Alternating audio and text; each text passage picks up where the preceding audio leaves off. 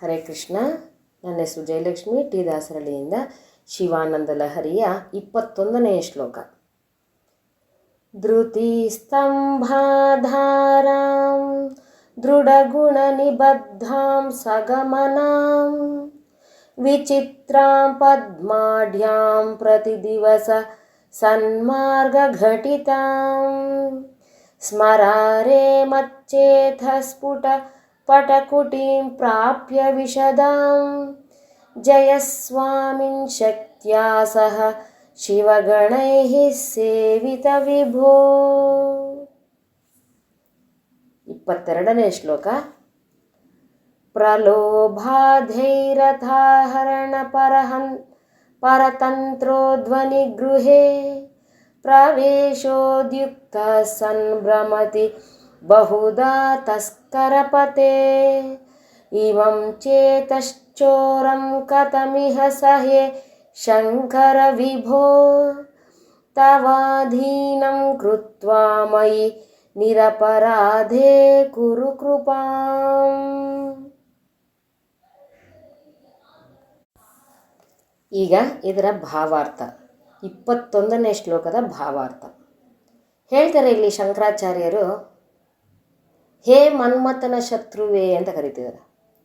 ಮನ್ಮಥನ ಶತ್ರು ಅಂತ ಯಾಕೆ ಕರೀತಾರೆ ಅಂದರೆ, ಮದನ ಅಂದರೆ ಕಂದರ್ಪ, ಈ ಎರಡು ಹೆಸರುಗಳಿಂದ ಮನ್ಮಥನನ್ನು ಕರೀತಾರೆ. ಮದನ, ಕಂದರ್ಪ ಅಂತ ಕರೀತಾರೆ. ಆತ ಶಿವನು ಧ್ಯಾನದಲ್ಲಿ ಮಗ್ನನಾಗಿರುವಾಗ ತಾರಕಾಸುರ ಎಂಬವನು ಭೂಮಿಯಲ್ಲಿ ದುಷ್ಕರ್ಮಗಳನ್ನು ಜಾಸ್ತಿ ಮಾಡ್ತಾ ಇರಬೇಕಾದ್ರೆ ಜನರಿಗೆ ಕಷ್ಟ ಆದಾಗ ಸಾಕ್ಷಾತ್ ಎಲ್ಲ ದೇವತೆಗಳು ಹೋಗಿ ಮನ್ಮಥನನ್ನು ಬೇಡ್ಕೊತಾರೆ. ಮನ್ಮಥ, ನೀನೇನಾದರೂ ಮಾಡಿ ಶಿವನ ಧ್ಯಾನವನ್ನು ಭಂಗ ಮಾಡಿ ಆತನ ಧ್ಯಾನವನ್ನು ಗಮನವನ್ನು ಪಾರ್ವತಿಯ ಮೇಲೆ ಹರಿಸುವಂತಾಗಲಿ. ಅವರಿಬ್ಬರು ಮೋಹಕ್ಕೊಳಗಾಗಿ ಮದುವೆ ಮಾಡಿಕೊಂಡು ಅವರಿಬ್ಬರಿಗೂ ಹುಟ್ಟುವಂತಹ ಮಗನಿಂದ ತಾರಕಾಸುರನ ಸಂಹಾರ ಆಗಲಿ ಅಂತ ಕೇಳ್ಕೊತಾರೆ. ಆಗ ಮನ್ಮಥನು ದೇವತೆಗಳ ಆಜ್ಞೆಯಂತೆ ಬಂದು ತನ್ನ 5 ಬಾಣಗಳನ್ನು ಹೂಡಿ ಒಂದೊಂದಾಗಿ ಆ ಹೂಬಾಣಗಳಿಂದ ಶಿವನ ಮನಸ್ಸನ್ನು ಕದಲಿಸಿ ಆತನ ಕೋಪಕ್ಕೆ ಗುರಿಯಾಗಿ ತನ್ನ 3ನೇ ಕಣ್ಣಿನಿಂದ ಭಸ್ಮನಾಗ್ತಾನೆ ಮನ್ಮಥ. ಹಾಗಾಗಿ ಇಲ್ಲಿ ಹೇ ಮನ್ಮಥನ ಶತ್ರು ಅಂತ ಕರೀತಿದ್ದಾರೆ. ಅದಲ್ಲದೆ ಧೈರ್ಯ ಅನ್ನೋ ಒಂದು ಸ್ತಂಭ ಗಟ್ಟಿಯಾಗಿ ನಿಂತಿದ್ರೆ ನಮ್ಮ ಮನಸ್ಸಿನಲ್ಲಿ ನಾವು ಏನನ್ನಾದರೂ ಕೂಡ ಕಟ್ಬೋದು. ಸರಿಯಾಗಿ ನಮ್ಮ ಮನಸ್ಸಿನಲ್ಲಿ ಆ ಕಾನ್ಫಿಡೆನ್ಸು ಅಚಲವಾಗಿ ನಿಂತಾಗ ನಾವು ಏನನ್ನಾದರೂ ಕೂಡ ಸಾಧಿಸ್ಬೋದಲ್ವಾ. ಹಾಗಾಗಿ ಧೈರ್ಯವೆಂಬ ಸ್ತಂಭಗಳನ್ನೇ ಆಧಾರವಾಗಿಟ್ಕೊಂಡು ಅಚಲವಾದ ಈ ಗುಣಗಳಿರುತ್ತಲ್ಲ, ನಮ್ಮಲ್ಲಿ ಎಲ್ಲ ಬಗೆಯ ಗುಣಗಳು ಇರುತ್ತೆ, ಆ ಗುಣಗಳನ್ನು ನಿಯಂತ್ರಿಸಿ ಹಗ್ಗದಿಂದ ಕಟ್ಟಿ ಈ ನಮ್ಮ ಮನಸ್ಸಿನಲ್ಲಿ ಗಮನಶೀಲವಾದ ಪದ್ಮಾಕಾರದ ಚಿತ್ರಗಳಿಂದ ತುಂಬಿರುವ ಪ್ರತಿದಿನವೂ ನಾನು ನಡೆಯುತ್ತಿರುವ ಸಜ್ಜನರ ಪದ್ಧತಿ ಎಂಬ ಒಳ್ಳೆಯ ಮಾರ್ಗದಿಂದ ಕೂಡಲಿ ಅಂತ ಹೇಳ್ತಾರೆ. ಏನಿದು ಹೀಗೆ ಹೇಳ್ತಿದ್ದಾರೆ ಅಂದರೆ, ನಾವು ಡೈಲಿ ಲೈಫ್ನಲ್ಲಿ ಕಲರ್ಫುಲ್ಲಾಗಿರಬೇಕು ಅಂತ ಯೋಚನೆ ಮಾಡ್ತೀವಿ. ಅಂದರೆ ಎಲ್ಲ ಬಗೆಯದು ನಡೀತೆ. ಪ್ರತಿದಿನ ನಾವು ತಿಂತೀವಿ, ಊಟ ಮಾಡ್ತೀವಿ, ಕುಡಿತೀವಿ, ಓಡಾಡ್ತೀವಿ, ಹೊಸ ಹೊಸ ಬಟ್ಟೆಗಳನ್ನು ಹಾಕ್ತೀವಿ, ಖುಷಿ ಪಡ್ತೀವಿ, ಸಂತೋಷ ಪಡ್ತೀವಿ, ಅದರಲ್ಲಿ ದುಃಖನೂ ಪಡ್ತೀವಿ, ಅಳ್ತೀವಿ, ಎಲ್ಲ ಕೂಡ ಬಂದು ಹೋಗುತ್ತೆ. ಪ್ರತಿದಿನ ಏನೋ ಒಂದು ವೆರೈಟಿಗೆ ನಾವು ಮಾಡ್ತಾಯಿರ್ತೀವಿ. ಅದಕ್ಕೆ ನಾವು ಮೋಹಿತರಾಗ್ದಂಗೆ, ಅದಕ್ಕೆ ವಶವಾಗದೇ ಇರೋ ಹಾಗೆ ನಮ್ಮ ನಿಶ್ಚಲವಾಗಿರುವಂತಹ ಮನಸ್ಸನ್ನು ಶುಭ್ರ ಮಾಡ್ಕೊಂಡು ತೊಳೆದಿಟ್ಟು ಆ ಮನಸ್ಸನ್ನು ಕ್ಲೀನಾಗಿ ತೊಳೆದು ಸಜ್ಜನರ ಮಧ್ಯದಲ್ಲಿ ಇರುವಂಥ ಆಗಲಿ ಅಂತ ಹೇಳ್ತಾರೆ. ಯಾಕೆ ಅಂತಂದರೆ, ನಾವು ಸಜ್ಜನರ ಮಧ್ಯದಲ್ಲಿದ್ದಾಗ ಅವರ ಗುಣಗಳನ್ನು ನಾವು ಪಾಟಿಸ್ತೀವಿ, ಅವರ ಮಾರ್ಗದಲ್ಲಿ ನಾವು ನಡಿತೀವಿ, ಅವರ ಆಲೋಚನಾ ಲಹರಿ ಕೂಡ ನಮ್ಮದೇ ಮಾಡ್ಕೊಳಕ್ಕೆ ಟ್ರೈ ಮಾಡ್ತೀವಿ. ಆದ್ದರಿಂದನೇ ನಾವು ಸಾಯ್ಬೇಕಾದ್ರೆ ಅಥವಾ ಬದುಕಬೇಕಾದ್ರೆ ಸಜ್ಜನರ ಮಧ್ಯದಲ್ಲಿ ನಾವು ಇರಬೇಕು ಅಂತ ಹೇಳ್ತಾರೆ. ಹಾಗಾಗಿ ಸಜ್ಜನರ ಪದ್ಧತಿ ಎಂಬ ಒಳ್ಳೆಯ ಮಾರ್ಗದಿಂದ ಕೂಡಲಿ ಅಂತ ಹೇಳ್ತಾರೆ. ನನ್ನ ಮನಸ್ಸು ಬೆಳ್ಳಗಿರುವಂತಹ ವಸ್ತ್ರದಂತೆ, ಶುಭ್ರವಾಗಿರುವಂತಹ ಬಟ್ಟೆ ಥರ ಬಂದು ನಿನ್ನ ಚರಣ ಕಮಲದಲ್ಲಿ, ಅಂದರೆ ನೀನು ಹೇ ದೇವ ಪ್ರಮಥ ಗಣಗಳಿಂದ ಸೇವಿತನಾಗಿದ್ದೀಯ. ಅಂದರೆ ನಿನಗೆ ಪ್ರಮಥ ಗಣಗಳೆಲ್ಲರೂ ನಿನಗೆ ಸೇವಕರೇ, ಅದು ಒಬ್ಬರೇ ಅಲ್ಲ, ಅನೇಕ ಗಣಗಳು ಈತನ ಸೇವಕರು.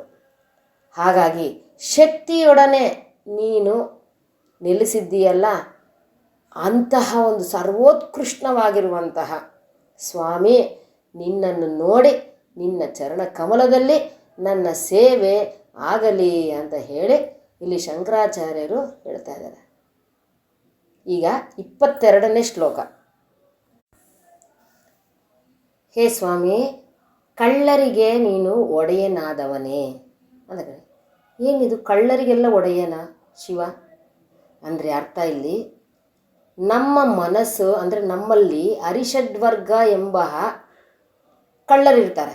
ಕಾಮ, ಕ್ರೋಧ, ಮದ, ಮತ್ಸರ ಈ ಥರ ಇದ್ದಾರಲ್ಲ, ಇವರನ್ನೆಲ್ಲ ಕೂಡ ಕಳ್ಳರು ಅಂತ ಇಲ್ಲಿ ಹೇಳ್ತಾ ಇದ್ದಾರೆ. ಇಂತಹ ಕಳ್ಳರನ್ನೆಲ್ಲನೂ ಒಡೆಯನಾಗಿರುವವನು, ಅಂದರೆ ಕಂಟ್ರೋಲ್ನಲ್ಲಿ ಇಡೋವನು ನೀನು ಸ್ವಾಮಿ ಭಗವಂತ ಶಿವ.